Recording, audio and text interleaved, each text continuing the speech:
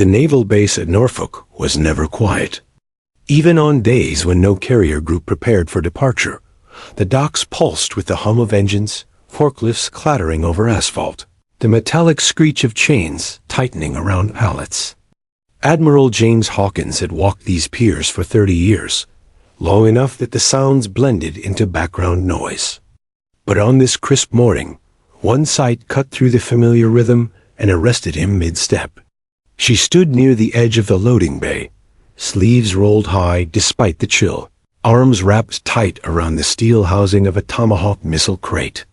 The weight of it would have strained 3 sailors working together, but she moved with a kind of steady power, legs planted, shoulders square, as if the burden belonged to her alone. Hawkins' gaze fixed not on her strength, but on what those bared sleeves revealed. Scars. Not the clean, surgical lines of a training accident, nor the faint burns sailors sometimes picked up during shipyard drills. These were jagged, ragged paths carved deep into skin bale against her tan forearms, twisting up toward her elbows, disappearing beneath the fabric. They weren't random. They told a story only those who'd been near fire, explosions, and the cruel hand of war could recognize.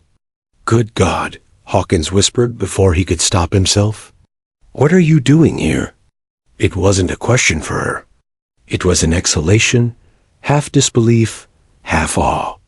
For a moment, the Admiral forgot his rank, forgot the bustle of sailors shouting instructions nearby, forgot even the steel colossus of the carrier looming behind them. All he saw was one woman carrying more than a missile. She carried survival itself, carved into her skin like a language most would never be able to read. The lieutenant, he caught the bars on her collar as she turned set the crate into place with a grunt and straightened. She didn't flinch under the weight of the Admiral's stare. If anything, her eyes, sharp and unwavering, met his with a kind of quiet defiance. "Sir?" she said evenly, giving a quick salute. Her voice was steady, not a tremor in it. Hawkins nodded, his throat tightening.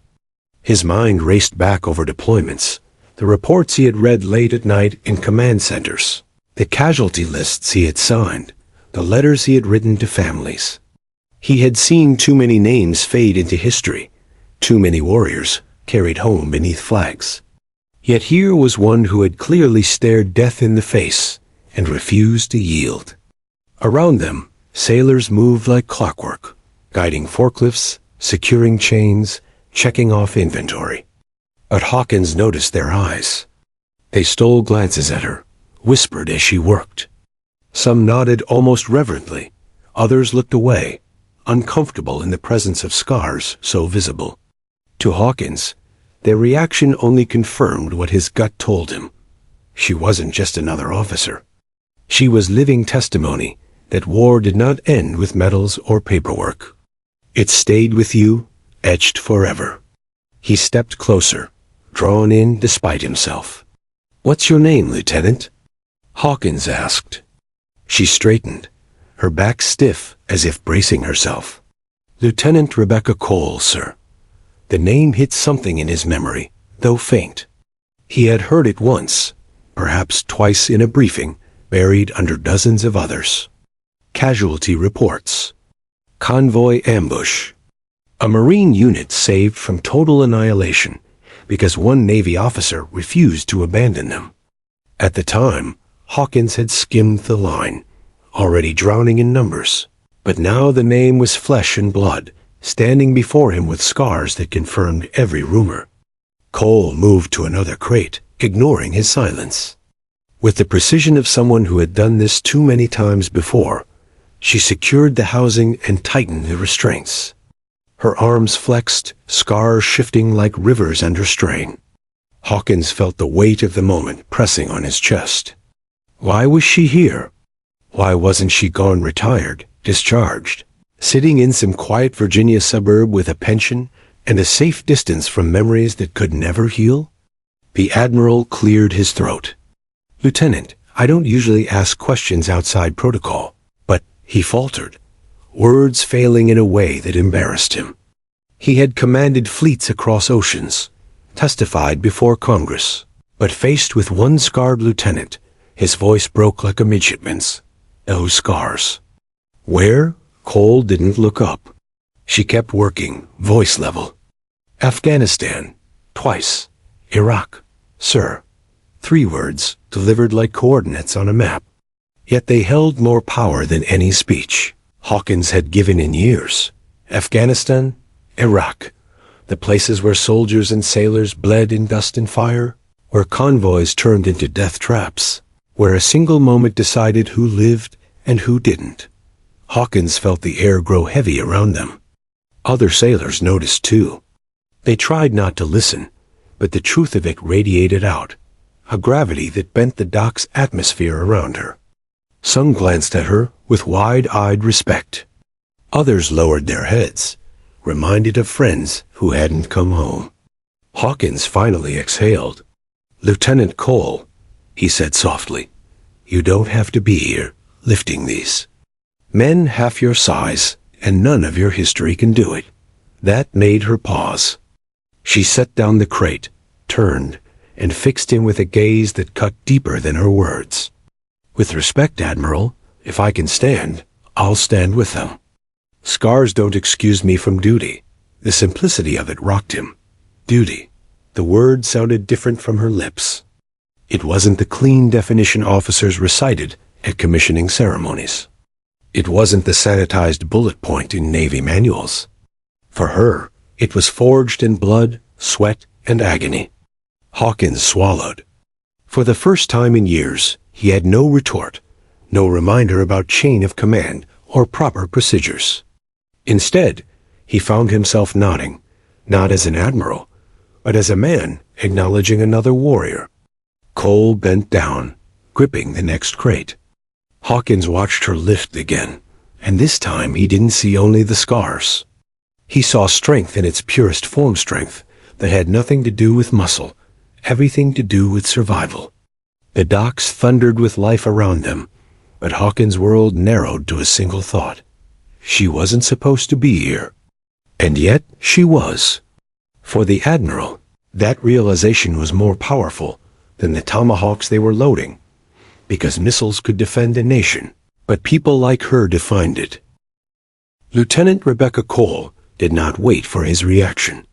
She bent again, fingers wrapping around the cold steel edges of another Tomahawk crate. The Admiral's presence did not slow her pace, nor did the whispers that followed her like a shadow across the dock. She had become accustomed to whispers.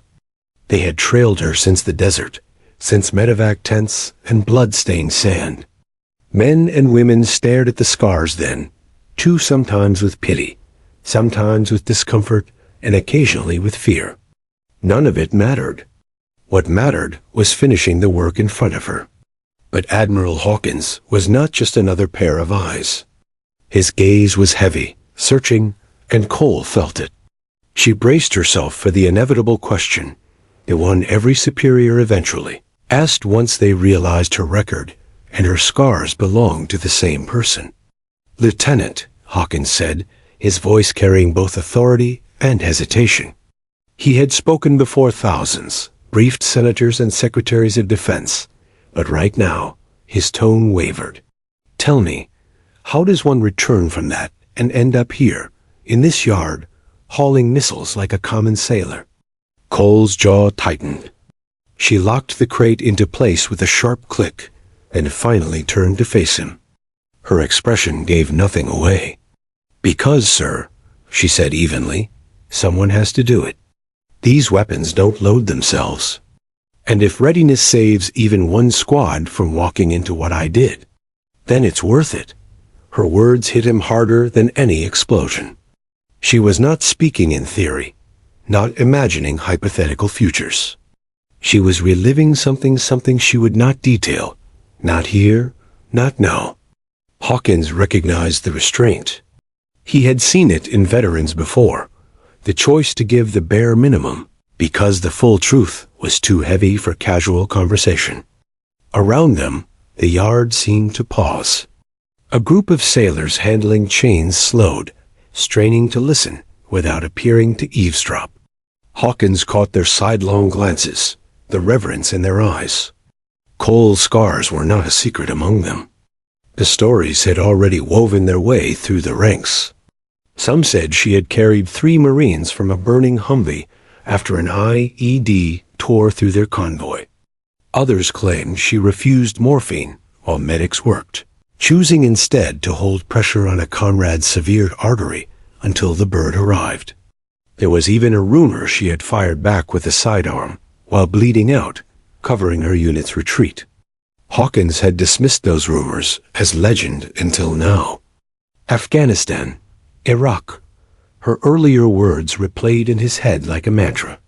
He had signed deployment orders, read casualty reports, studied operational outcomes. To him, those wars were maps, briefings, percentages. To her, there were scars on her flesh. He cleared his throat.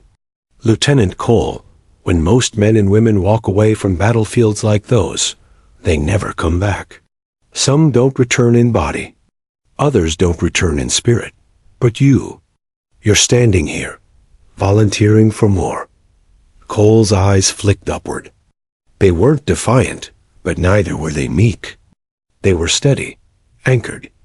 With respect, Admiral, she said, I didn't come back for myself. I came back for them. She tilted her chin toward the younger sailors working nearby. A boyish recruit wrestled with a strap on a crate. Another fumbled with paperwork, sweat dotting his forehead in the cold morning. They were green, untested. To them, war was still an idea, not yet a memory. They don't know what waits out there, Cole continued, her voice dropping lower so only Hawkins could hear. And maybe they won't have to. If I can pass down anything discipline, vigilance, resilience, maybe they'll survive things they'll never see coming. Hawkins felt the words burn in his chest. He had led countless sailors, signed off on endless rotations, but rarely did he encounter someone who embodied the mission so fully. She wasn't here for medals or promotions. She was here to keep others alive. The Admiral glanced at her arms again. The scars shifted with her movement, almost alive under the skin. He imagined the moments that had carved them there, the blinding flash of an IED, the searing heat of flame, the sting of shrapnel. And yet here she was, lifting steel, carrying burdens heavier than memory itself. Lieutenant, Hawkins asked softly, how do you do it? How do you stand here, knowing what you've carried? Cole straightened the crate, then wiped her palms on her trousers. Her reply was simple. By not thinking about me. By thinking about them. Hawkins followed her gaze again. The recruits, the sailors, the wide-eyed youth who didn't yet understand mortality. She wasn't dismissing her scars. She was weaponizing them, turning pain into armor, memory into instruction. For the Admiral, it was humbling. He had always believed leadership flowed from the top down, from admirals to captains, from captains to lieutenants. But standing here, he realized something far greater. Sometimes leadership rose from the bottom, from those who had bled, who had endured, who still chose to stand tall. The Admiral stepped closer, lowering his voice. Rebecca, do they know? Do they know what you've done? Her lips curved faintly, though it wasn't a smile. More like a flicker of something between pride and sorrow. They know enough. They know I survived. That's all they need. The rest is mine to carry. The Admiral's chest tightened. He wanted to press, to ask her for every detail, to hear the story that the scars couldn't fully tell. But he held back. He saw it in her eyes. She would not open those doors unless absolutely necessary. And perhaps, he thought, he didn't deserve to walk through them. Instead, he gave a slow nod. As Cole turned back to her work, Hawkins noticed the shift in the dock. The younger sailors weren't just watching. They were mimicking her posture, matching her discipline. When she secured a strap with a snap, they followed suit, more precise than before. When she bent her knees to lift, they mirrored her form. Without speaking, she was shaping them. Hawkins realized she was more than a survivor. She was a teacher. And without a single lecture, she was commanding respect in a way no admiral could. For the first time in years, James Hawkins felt something stir in him that he thought had dulled with age hope. Not for ships or weapons, but for the people who carried them. Cole's scars weren't marks of weakness. They were proof that war could break a body, but not the will. Proof that resilience could be taught not through words, but through example. The Admiral knew then that his whispered question, "Good God, what are you doing here?" had found its answer. She was here to remind them all what service truly meant. Admiral Hawkins fell into step beside Lieutenant Rebecca Cole as she secured the last crate into its housing.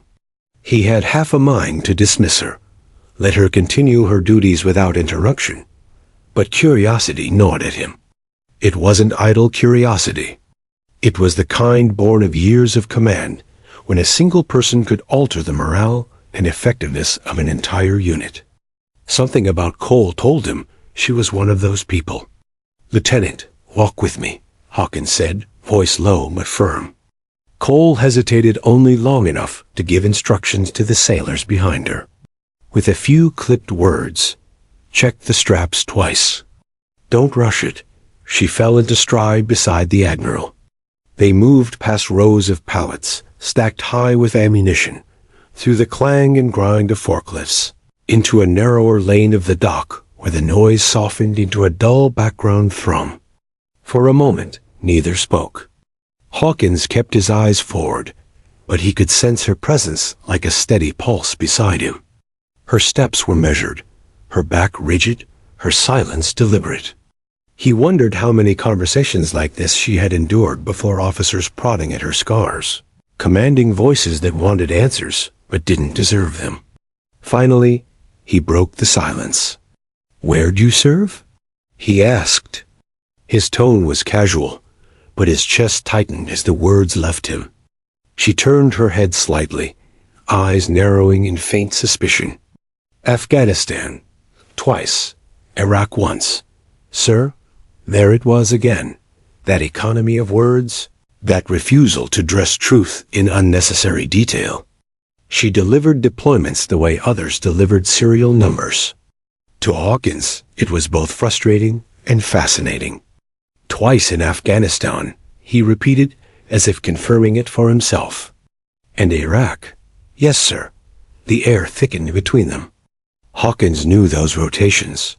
He knew the years they spanned, the casualty reports attached to them. He could almost map the scars on her arms to specific dates and operations, though he didn't dare guess aloud. He studied her profile as they walked. She had the posture of someone who lived in discipline, but her eyes, those sharp, unwavering eyes, carried storms. She was young enough to have decades left in service, yet old enough in spirit to look like she'd already lived 3 lifetimes. "You don't talk about it," Hawkins observed quietly. "No need to," Cole replied. "It's in the history books." Hawkins stopped walking, forcing her to stop too. "Lieutenant, history books don't mention scars like yours. They don't mention how a person keeps standing after everything they've endured. They sure as hell don't mention why someone comes back for more." Her jaw tightened. For a heartbeat, Hawkins thought she might shut down completely. Instead, she exhaled slowly and looked past him, eyes fixed on the gray horizon where the Atlantic met the sky. "Sir, the truth is simple. I'm still breathing. Others aren't. That's why I'm here." Her voice was calm, but the weight of it landed on Hawkins like a blow. He had heard thousands of sailors speak of duty, but never so stripped of pretense. It wasn't patriotism she was talking about. It wasn't medals or honor, or even loyalty to the flag. It was survival, and the obligation survival carried with it. Hawkins felt his throat tighten. "You feel responsible." Cole's lips pressed into a thin line. She didn't answer right away, but the silence was enough. Finally, she said, "Every name on those walls back at the memorial?" They don't get to walk docks like this. They don't get to teach recruits how to strap down a missile. They don't get to hear the sound of a carrier waking up. I do. That's not a gift, Admiral. That's a responsibility. The Admiral had no reply. He thought of the letters he'd signed, the condolences he'd sent, the folded flags he'd handed to mothers and fathers. Responsibility, that was the word he'd always carried in abstract terms. But here, beside Cole, it felt alive, like a force pressing against him. They resumed walking. Hawkins' mind reeled with questions he couldn't bring himself to ask. What had she seen in those deserts? Whose lives had she carried? How many times had she nearly been on the other side of that line? Instead, he asked the one question that mattered most. Why here, Cole? Why Tomahawks? You could have taken a desk, trained officers, maybe even taught at Annapolis. Why this? Cole's lips curved slightly, not a smile, but something like irony. Because missiles don't argue back, sir. They do what you tell them. And if they're loaded right, if they're ready at the right time, maybe it means fewer boots on the ground. Maybe it means fewer convoys rolling into ambushes. I've seen what happens when we're unprepared. I don't intend to see it again. Her answer struck Hawkins harder than expected. He had spent years thinking in terms of deterrence, strategy, doctrine. Cole thought in terms of blood. She saw tomahawks not as weapons of war, but as shields against unnecessary death. They stopped near the edge of the dock, where the water lapped against the concrete, carrying with it the briny smell of the Atlantic. Cole leaned slightly against a crate, folding her scarred arms across her chest. Hawkins noticed how she didn't try to hide them. There was no shame in her bearing. If anything, she wore the scars like campaign ribbons, silent proof of what she'd endured. The Admiral studied her in silence. Officers came and went. Sailors rotated in and out.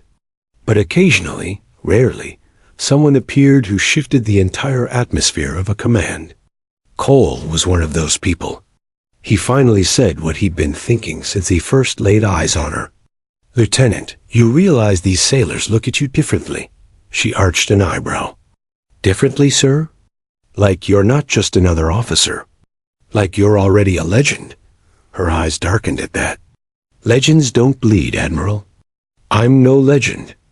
I'm just someone who refuses to quit." The conviction in her voice left Hawkins silent again.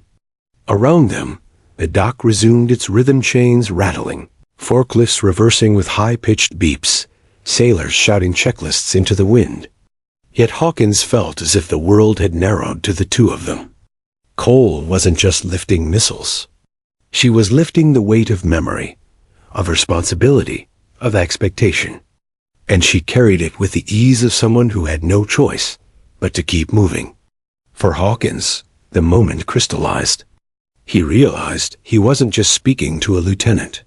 He was speaking to the embodiment of resilience itself. And though he outranked her by decades and stars, he felt, for the first time in a long time, like the one who had something to learn. Rumors moved through a naval base faster than fuel through a line. By the time a crate was strapped down or a ship cleared inspection, sailors had already exchanged half a dozen stories in whispers, each one more embellished than the last. And lately, every whisper seemed to orbit Lieutenant Rebecca Cole. Admiral Hawkins had noticed it before side glances when she walked past, hushed voices that tapered off when she turned her head. But today, after walking with her along the dock, he began to listen more closely. He didn't have to strain. Fragments floated freely on the air. Dragged 3 Marines out of a burning Humvee. Shrapnel tore her arms up, still fought back. Refused medevac until the last man was lifted. Hawkins kept his expression neutral, but inside, a current shifted. He had dismissed these tailies as myth-building, the kind of exaggeration that always attached itself to scarred veterans. But seeing her now, scars etched deep, posture unyielding, he realized there might be more truth to the rumors than fiction. Cole herself gave no indication she'd heard the whispers. She worked methodically, tightening straps, double-checking locks, kneeling to inspect connections. Every movement was deliberate, nothing wasted. She wasn't trying to impress anyone. She was ensuring no missile shifted an inch when seas grew angry. That, Hawkins thought, was her secret. She didn't cultivate legend. She simply lived, and legend grew in her wake. The Admiral found himself shadowing her, not to interfere but to observe. He noticed how younger sailors unconsciously mirrored her movements. If she bent her knees to lift, so did they. If she checked a strap twice, they checked 3 times. When she barked a short correction, "Keep your hands clear of the lock, don't get sloppy," they stiffened and adjusted without protest. It was subtle but undeniable. Her scars carried authority. Not the kind stitched onto uniforms with thread and insignia, but the kind seared into flesh through survival. One sailor, a kid barely 20, worked nervously at a latch until it jammed. His face flushed as he yanked too hard, the metal biting his knuckles. Blood welled instantly. He cursed under his breath, expecting a reprimand. Instead, Cole crouched beside him. "Stop pulling. You'll just bend the teeth," she said calmly. She pressed her scarred hand against the latch, guided the mechanism, and with a controlled twist, freed it. "See? Patience. Steel listens better than panic." The sailor blinked at her, then nodded, his breathing steadying. "Yes, ma'am." "Thank you." Hawkins caught the boy's expression, the awe, the quiet gratitude. That one moment, he realized, would stick with the recruit longer than any classroom lecture. As Cole moved on, the Admiral's thoughts drifted back to the stories. He had access to classified after-action reports, casualty briefings, Medal of Valor citations. He wondered what hers said, locked away in archives, stripped of emotion, reduced to dates and body counts. But those sterile words couldn't capture this. The way she taught without trying, the way she transformed fear into steadiness, just by being present. He remembered one particular report, vague but lingering. Kandahar Province, convoy ambush, multiple casualties. A Navy officer name redacted credited with extracting survivors under fire. Minimal details, heavy losses. Could that have been her? Hawkins inhaled deeply, the cold Atlantic air stinging his lungs. He'd signed off on hundreds of such reports, but now, face to face with the survivor behind one of them, the weight of each document returned in crushing clarity. Cole stood now at the far end of the dock, supervising as 2 sailors locked down the final missile rack. Sunlight caught her arms, making the pale scars shine like old ivory against tan skin. She noticed him watching, but didn't shy away. Instead, she rolled her sleeves higher, exposing more of the lattice of healed flesh, as if daring him, daring anyone, to look closer. "Why return here?" Hawkins finally asked, voice carrying over the wind.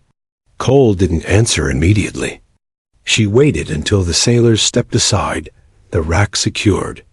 Then she walked back toward him, boots thudding against the steel. She stopped just short of him, her expression calm but unyielding. "Because loading these missiles means fewer of them get used," she said.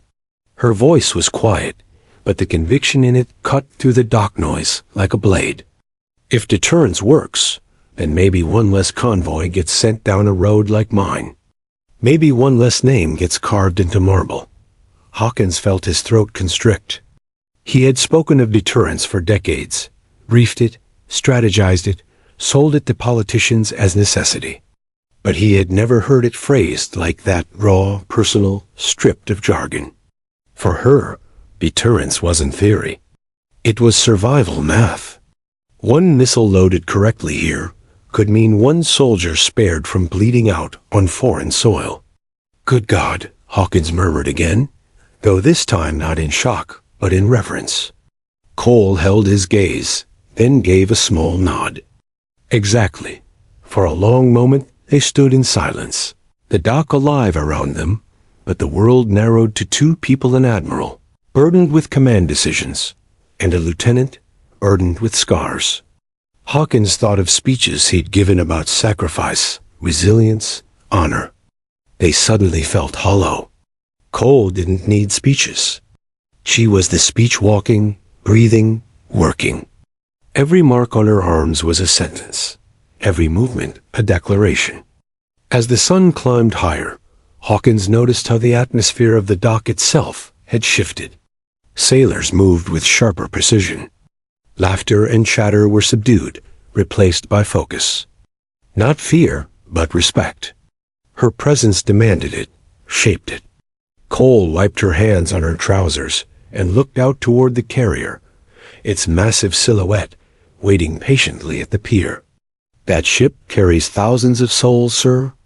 My job is to make sure it leaves as ready as possible. If scars are the price of remembering why, then so be it." Hawkins' chest swelled with something he hadn't felt in years. Not pride in rank, not pride in hardware, but pride in humanity. Pride in the resilience of people like her, who reminded the Navy why it fought, why it endured. She wasn't the strongest sailor on the dock. She wasn't the highest ranking. But she was the one everyone else watched. And Hawkins, despite his stars and his decades, realized he was watching too, not as an admiral, but as a student learning again what service truly meant. The admiral's office aboard the carrier was a place designed to impress. Mahogany desk, brass fixtures polished until they gleamed, walls lined with maps of contested waters and portraits of past commanders. The kind of room that carried authority without a word being spoken. Yet when Admiral Hawkins looked across it that afternoon, waiting for Lieutenant Rebecca Cole to enter, the room felt suddenly smaller, almost insufficient. He had faced senators, foreign dignitaries, even presidents across this same desk. But the conversation about to unfold felt heavier than any of those encounters. A knock sounded. "Enter," Hawkins called.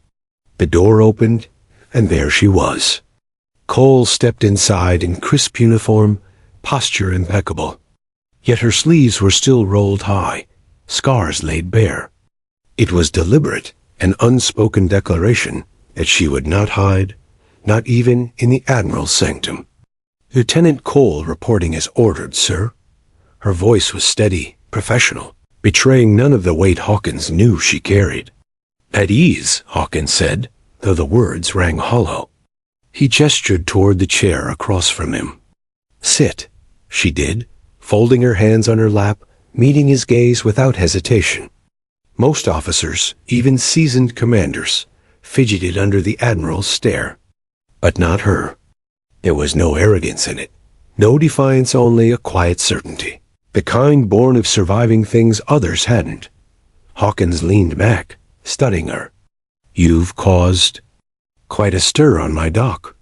Cole raised an eyebrow slightly. "Sir? The sailors.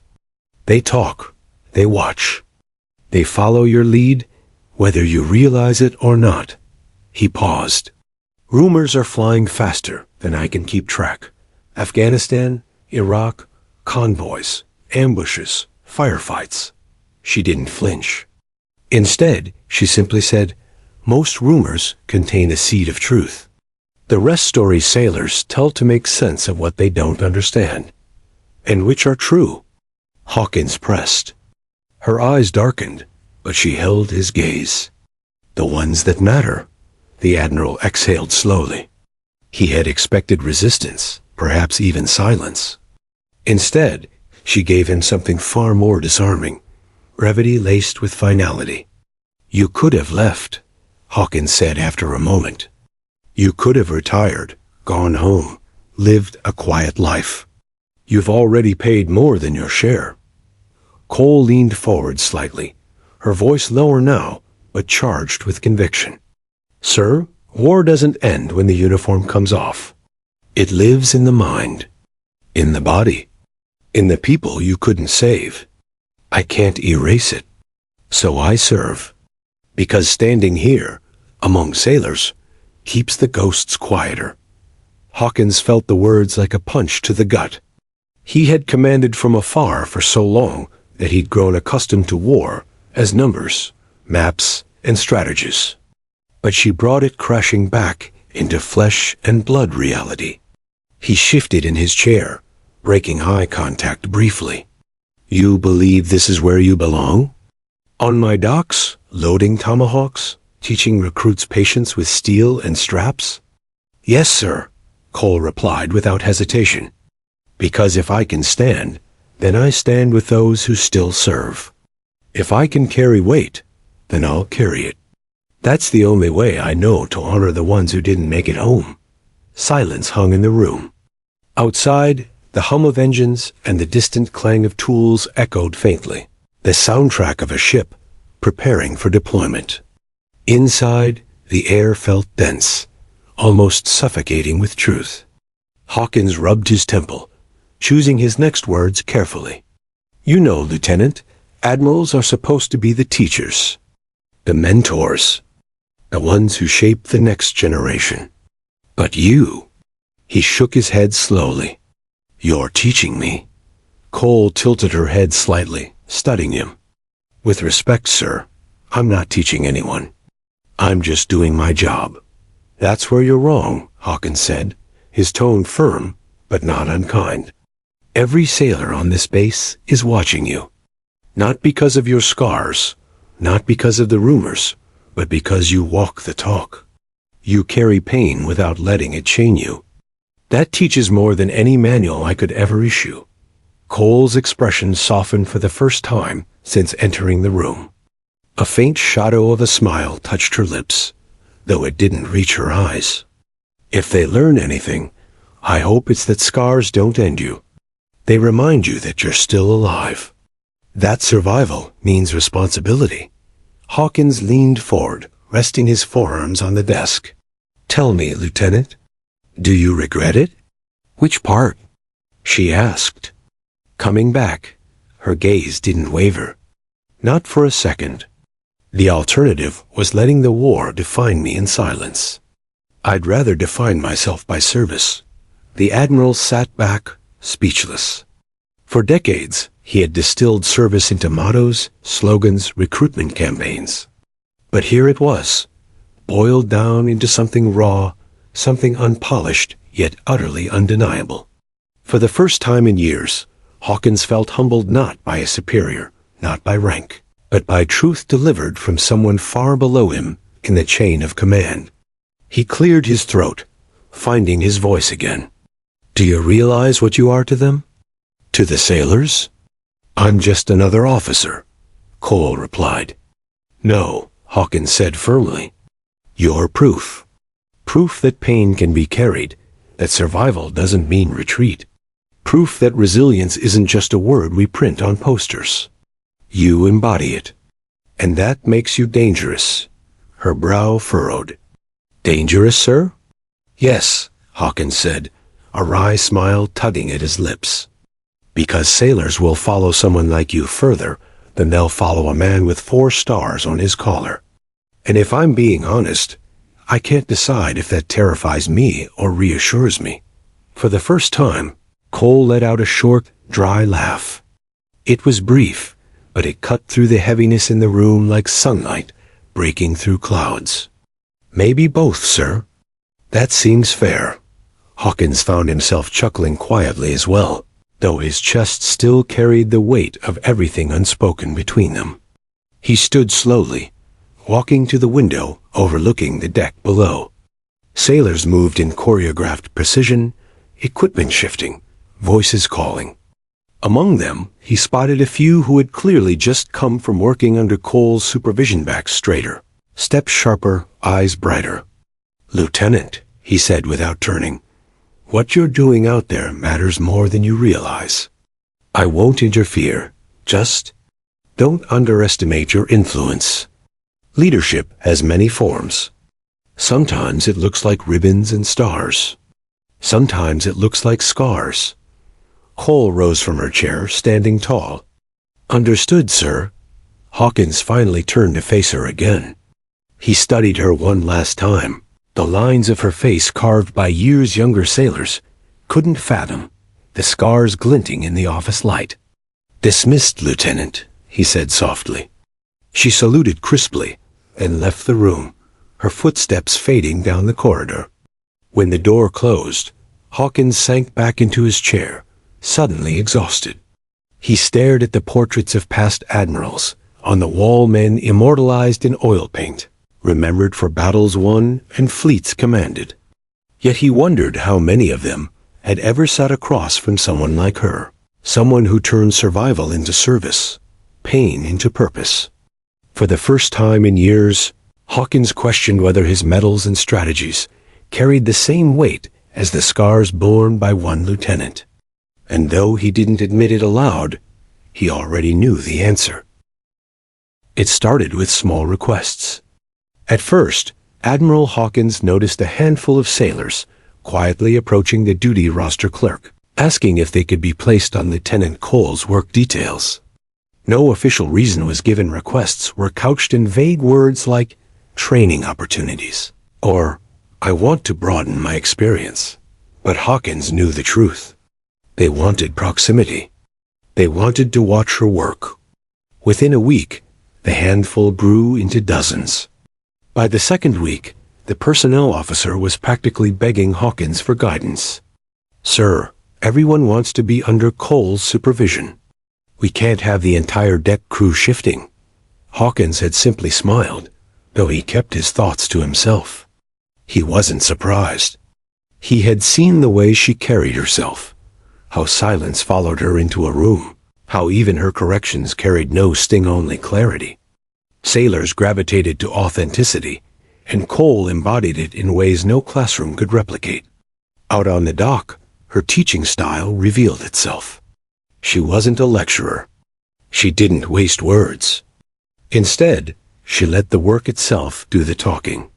When a recruit fumbled a wrench or botched a strap, she stepped in with precision, demonstrating the movement once, then handing it back. "Your turn," she would say. And every time, they did better. One sailor, fresh from boot camp, nervously dropped a securing pin during a live drill. A clatter rang across the deck, and he froze, expecting an explosion of fury. Instead, Cole crouched, picked up the pin, and pressed it into his palm. "Hold on to it this time," she said evenly. "Mistakes don't kill you. Repeating them does." The sailor nodded, cheeks red, but his eyes carried something new: determination. Word spread. She wasn't just instructing, she was shaping. Sailors whispered about the Cole way, about how she never let fear settle, about how she corrected without humiliation. In a world where young recruits often drowned in pressure, Cole had found a way to make the weight feel like training rather than punishment. Her scars, once a silent question mark, became part of her authority. One evening, while the sun sank red over the Atlantic, a wide-eyed recruit finally asked what others only dared whisper. "Ma'am, did those happen in combat?" Cole paused, tightening a strap on a rack before answering. She didn't meet his eyes at first, as if weighing how much truth he could carry. Then she rolled her sleeve higher, tracing one of the thick ridges with her fingertip. "Yes," she said simply. "Afghanistan. RPG strike on a convoy." The recruit swallowed hard. "Did it hurt?" A faint smile ghosted her lips. "More than I'll ever explain. But here's the thing, it didn't stop me. Pain reminds you you're alive. Scars remind you you can keep going." She finally looked at him, eyes steady. "That's what matters." The recruit nodded slowly, and from that day forward, he worked with a new fire in his belly. He wasn't the only one. Stories of that conversation spread like sparks in dry grass. Soon, every young sailor knew that scars weren't shame. They were proof of endurance. Cole didn't set out to inspire, but she did, over and over, without effort. Hawkins watched from a distance. He had decades of command under his belt, more stars on his collar than he could count. Yet he couldn't deny what he was seeing. Sailors straightened when she walked past. Veterans gave her quiet nods of respect, and recruits seemed to find new steel in their spines after just a day under her guidance. One evening, Hawkins invited the chief petty officers to his quarters. They were the backbone of the Navy, seasoned men and women who didn't give respect lightly. Over whiskey and quiet conversation, Hawkins asked, "Tell me straight. What's your assessment of Lieutenant Cole?" The chiefs exchanged glances. Finally, Chief Ramirez, grizzled and blunt, leaned forward. "She's the kind you want in a fight, sir. Doesn't rattle, doesn't posture. Just works. Sailors see that, and it sticks." Another chief added, "She doesn't play the hero. That's why she is one." The room murmured in agreement. Hawkins let the words sink in. He had suspected as much, but hearing it from the chiefs sealed the truth. Meanwhile, Cole's influence deepened. She began showing sailors tricks no manual taught, how to listen for the subtle creak that warned a strap was failing, how to read weather shifts by the feel of the wind on their skin, how to conserve strength by working smarter, not harder. She told them quietly, "A mistake on the dock can echo across oceans. These missiles aren't just steel, they're promises. Load them wrong, and you break the promise. Load them right, and you might save someone you'll never meet." Those words stuck. Recruits repeated them in bunks. Veterans carried them into briefings. Promises became the unofficial motto of her work crews. Hawkins noticed something else, too. Morale shifted. The base felt different, tighter, focused. Even during downtime, sailors spoke less of complaints and more of determination. They weren't idolizing Cole, they were emulating her. And that, Hawkins knew, was the highest form of leadership. But Cole herself never seemed to notice the ripples she caused. When Hawkins finally confronted her about it one evening on the pier, she brushed it off. "Sir, they don't need a symbol. They just need someone to show them the job matters." "That's exactly what a symbol is," Hawkins countered quietly. She shook her head, rolling her sleeves down for once. "Symbols get carved in stone, sir. I'm just flesh and blood, breakable." Hawkins studied her, the weariness hidden beneath her steel. She wasn't trying to become a legend. She was simply surviving by serving. And yet, whether she wanted it or not, the Navy had found in her something rare. Authenticity so undeniable it forged others stronger. The Admiral thought of the speeches he'd given in auditoriums, the posters hung in recruitment halls, the carefully crafted words in newsletters.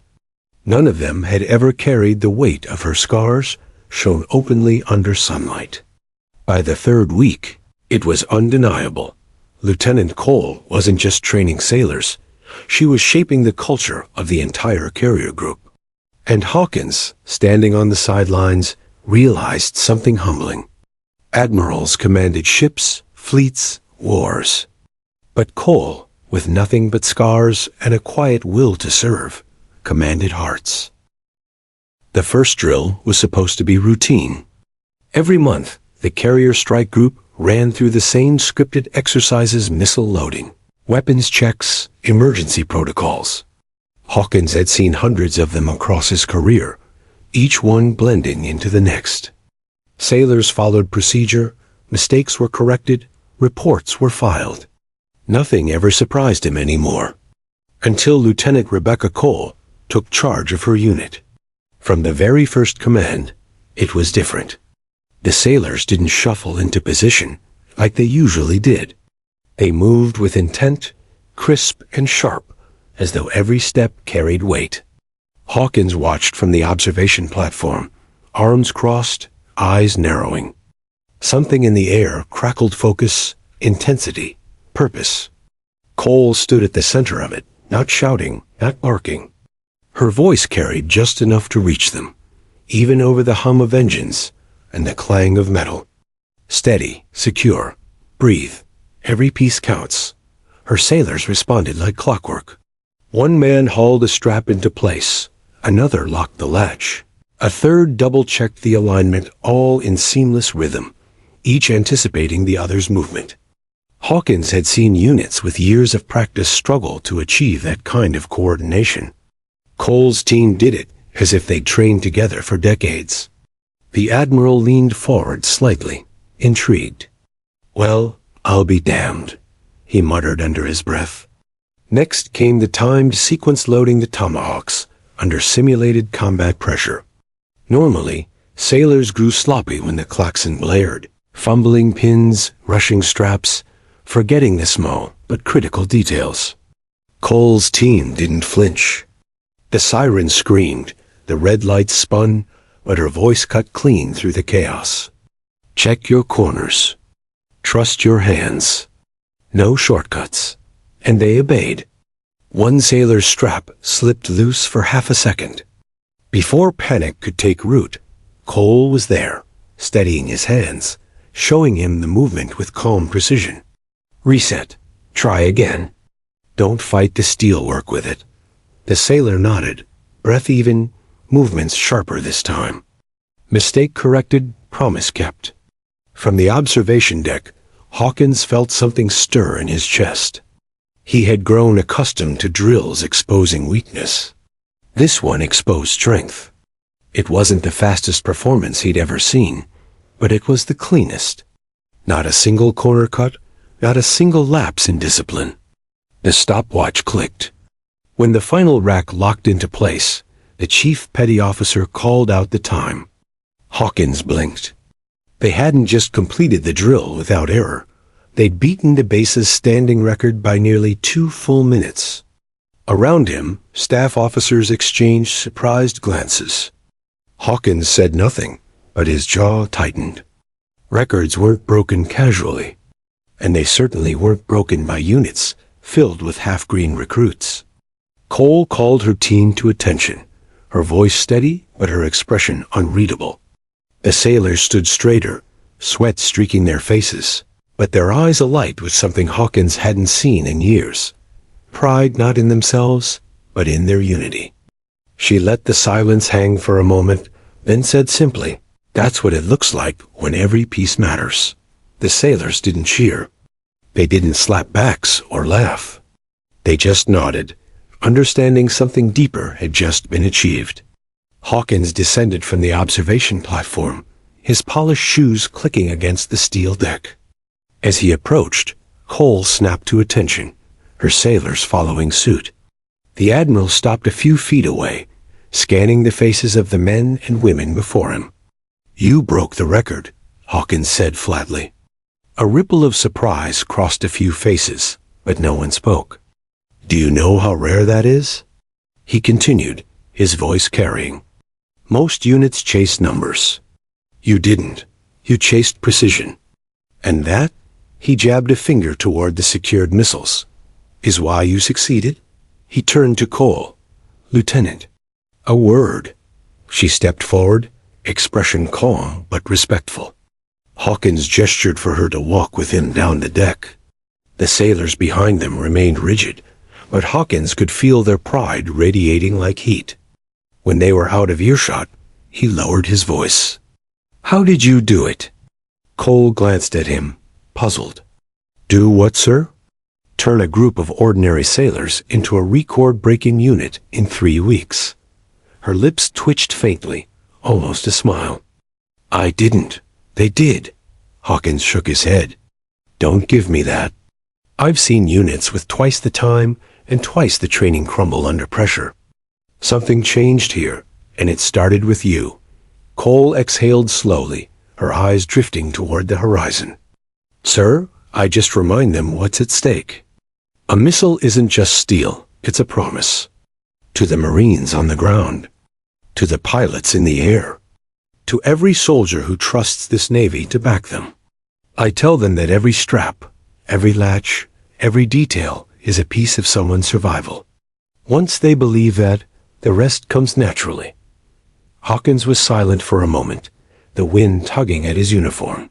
He had spent years couching strategy in abstract terms: force projection, deterrence, readiness. but she had distilled it into something primal and unshakable: promises. He looked at her scars, catching the sunlight as she shifted. They weren't grotesque anymore. They were banners, living proof of what promises cost. "You realize," he said finally, "that what you've built here will spread. Sailors talk. Other units will hear. They'll want to emulate it. You're not just shaping a crew, you're shaping a culture." Cole shook her head. "I'm just making sure no one gets sloppy." Hawkins chuckled softly. "That's what you think. But I've seen this before, rarely, but I've seen it. Leadership that doesn't need stripes or stars to command. The kind that sticks long after the orders fade. And you, Lieutenant, you've got it." She didn't respond, her jaw tightening slightly as if she didn't want the weight of his words. They walked in silence for a while, the deck bustling around them, sailors moving with renewed energy. Hawkins studied them carefully. Every face carried the same look, sharpened, focused, galvanized. When he finally spoke again, his voice was softer. "Do you know what terrifies me, Cole?" She looked at him, curious. "What's that, sir?" "That one day, you'll realize just how much power you actually have. And then, the Navy will never be the same." Cole's expression didn't change, but her silence said everything. She knew it too, even if she refused to admit it. As night fell over the base, drills continued under floodlights. Hawkins stayed longer than usual, watching from the shadows. Cole moved among her sailors like one of them, hauling straps, checking corners, trading quiet jokes. But even from a distance, Hawkins could see it clearly. She wasn't just leading. She was forging them. And the Navy, whether ready or not, was about to feel the ripple. Deployment mornings always carried a strange electricity. The air buzzed with tension and anticipation, the kind that settled in stomachs and quickened pulses. Families lined the piers, waving flags, clutching children, holding back tears. Sailors moved briskly, last-minute checks completed, gear strapped, boots echoing against the steel deck. The carrier loomed like a city afloat, its massive silhouette dominating the horizon, bristling with aircraft and armaments. Admiral Hawkins had seen it countless times. He had stood on piers in Norfolk, in San Diego, in Yokosuka. Always the same rituals, the same speeches, the same salutes. But this morning felt different. Because of her. Lieutenant Rebecca Cole stood near the gangway, leading her unit aboard with calm precision. She moved among her sailors, adjusting a strap here, steadying a trembling hand there, speaking quietly to one wide-eyed recruit who looked too young to shave. She didn't tower over them, didn't bark. She simply walked beside them, and they followed with the kind of faith usually reserved for lifelines thrown in stormy seas. Sunlight caught her arms as she reached to secure a final rack of gear. The scars were stark, pale ridges against her skin, visible even from where Hawkins stood on the dock. Once they had stunned him grotesque, almost too raw to look at. Now he saw them differently. They weren't wounds anymore. They were scripture written into flesh, a testament to survival and sacrifice. And as she moved, he realized the sailors weren't looking at the ship, or at him, or even at the horizon. Their eyes followed her. "Good God, what are you doing here?" He had asked the first day he saw her on the dock, lifting tomahawks as if her scars were invisible. Now he knew the answer. She was here to lead. Not with medals, not with speeches, but with proof that survival carried meaning. The last of her unit ascended the gangway. Cole paused at the bottom, scanning the dock one final time. Her eyes swept the crowd of families, the other officers, the clustered chiefs. And then, just for a heartbeat, her gaze found Hawkins. She didn't smile. She didn't salute. She simply nodded once, a quiet acknowledgement between two people who understood the weight of war differently, but carried it all the same. Hawkins felt his throat tighten. He had saluted hundreds of officers, decorated dozens, buried too many. But never had a simple nod carried so much gravity. As she turned and mounted the gangway, sunlight striking her profile, Hawkins saw not a lieutenant, but something larger, an anchor for the next generation. A reminder that resilience wasn't theory, but living, breathing flesh. The carrier's horn blared, deep and resonant, vibrating through the steel and concrete. Families waved furiously from the pier, shouts of "I love you" and "Come home safe" rising above the din. Sailors stood at attention along the rails, crisp uniforms catching the light, forming a living wall of resolve. Hawkins raised his hand in salute as the massive vessel began to pull away. His eyes scanned the rows of sailors until he found her. Cole stood near the bow, her posture straight, eyes fixed on the horizon. The scars on her arms were faint now at a distance, but he knew they were there. Everyone did. And somehow, that made the ship itself feel stronger, as if her presence was infused into its steel. Around him, officers lowered their salutes as the ship eased into open water. Hawkins kept his raised, his gaze locked on her. This wasn't ceremony anymore. This wasn't rank to rank. This was reverence. The wind tugged at his cap as the carrier moved farther out, sunlight glinting off the water. Hawkins' mind replayed the journey, his shock that first day, the whispers of her scars, the stories that proved true, the drills where her sailors outperformed every record, the conversations that cut deeper than any briefing. He thought of the word she had used, promises.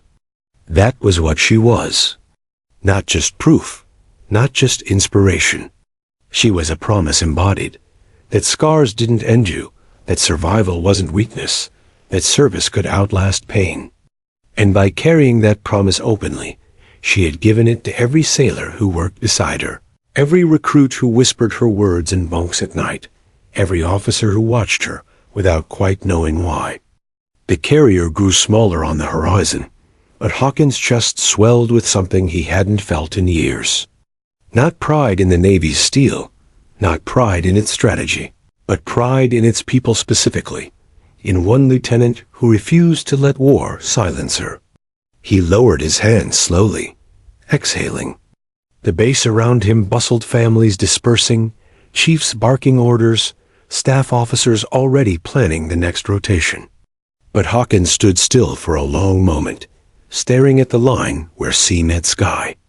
"Godspeed," he whispered, though the words were meant for her alone. In his heart, he knew the Navy's strength wasn't measured only in tonnage, missiles, or aircraft. It was measured in resilience, in scars turned into lessons, in survivors who chose to carry others forward. And in that moment, Admiral Hawkins finally understood. Lieutenant Rebecca Cole wasn't just part of the Navy. She was the Navy, distilled into its purest form: endurance, honor, and the relentless will to keep going. As the carrier disappeared beyond the horizon, Hawkins straightened his shoulders and walked back along the dock. The Navy would continue. Wars would come and go. Strategies would evolve. But he knew one truth would outlast them all. Scars weren't weakness. They were strength, carved into the skin of those who refused to break. And as long as officers like Rebecca Cole walked the decks, the Navy's promises to protect, to endure, to prevail would never be broken.